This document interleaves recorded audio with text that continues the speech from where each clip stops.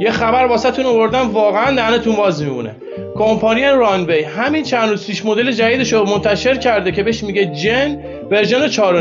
داداش این دیگه یه جهش واقعی تو دنیای ویدیوهای هوش مصنوعیه. نسبت به ورژن قدیمیش که همون ورژن 4 بود، انگار که از زمین رفته باشه به آسمون. دیگه حالا میتونی پرامپای خیلی طولانی پیچیده رو بدی.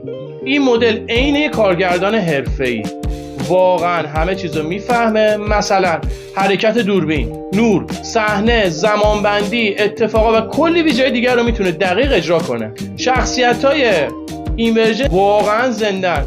حرکات بدن، حالت صورت، حتی چین و چروک پوست، همه چی خیلی طبیعی تر شده. از متن میتونی ویدیو بسازی، از عکس، از چند تا فریم، حتی یه ویدیو دیگر رو میتونی به عنوان مرجع بدی، بگی اینو ادامه بده یا تغییرش بده. خفن ترین بخشش اینه که فیزیکو کاملا رعایت میکنه.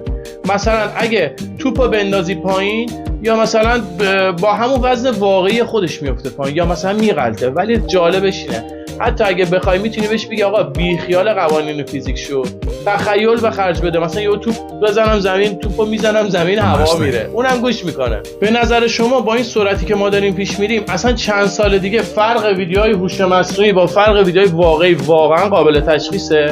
حتما نظرتون رو واسه هم بنویسید. مرسی که تا اینجا همراه بودید. لایک و کامنت یادتون نره. دوستتون دارم.